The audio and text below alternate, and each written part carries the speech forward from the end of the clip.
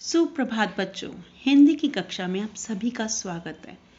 बच्चों, आज हम वसंत भाग 2 में से पाठ 13 एक दिन का कविता विस्तार से जानेंगे, जिनके कवि हैं अयोध्या सिंह उपाध्याय हरिओल जी।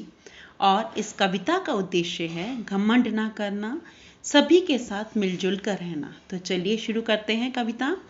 एक दिन का।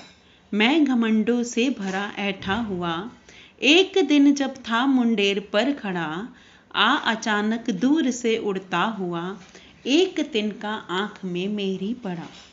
घमंड बच्चों अभिमान, ऐठा अकड़ा हुआ, मुंडेर अर्थात दीवार।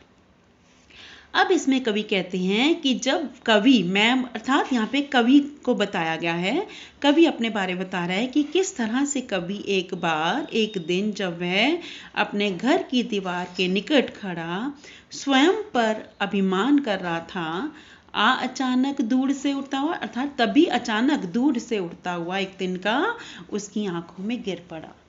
मैं झिझक उठा हुआ बेचैन सा, लाल होकर आंख भी दुखने लगी, मूठ देने लगे कपड़े की लगे, ऐठ बेचारी दबे पांव भागी।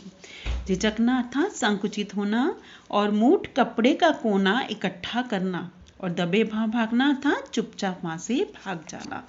अब इसमें कवि कह रहे हैं कि जैसे ही उनकी आंख में एक तिनका गया तो वह झिझक उठा अर्थात एकदम से बेचैन हो गया दर्द के कारण, और उसकी आंख भी लाल होकर दुखने लगी। कवि तो अपने आप को बच्चों यहाँ पे स्वयं को अपने आप को बहुत ही शक्तिशाली समझ रहा था, लेकिन उसका घमंड यहाँ पर टूट गया। मूठ देने लगे कपड़ों के लगे अर्थात तब जो आसपास के लोग थे वह कपड़े की मूठ उसकी आंख में देने लगे, और तभी अचानक ऐठ बेचारी अर्थात उसकी जो कवि की अकड़ थी वो चुपचाप करके वहां से चली गई। जब किसी ढप से निकल तिनका गया, तब समझने यूं मुझे ताने दिए, ऐठता तो किस लिए इतना रहा, एक तिनका है बहुत तेरे लिए। ढप बच्चों युक्ति, तरकीब, ताने मतलब लानत देना, समझ, विवेक।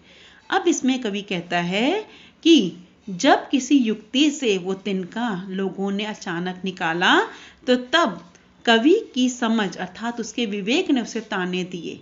कि क्या ताने दिए?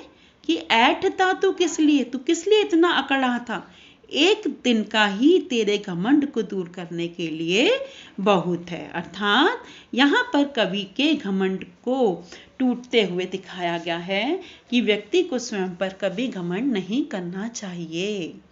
बच्चों, उम्मीद है आपको कविता बहुत अच्छे से समझ आ गई होगी। धन्यवाद।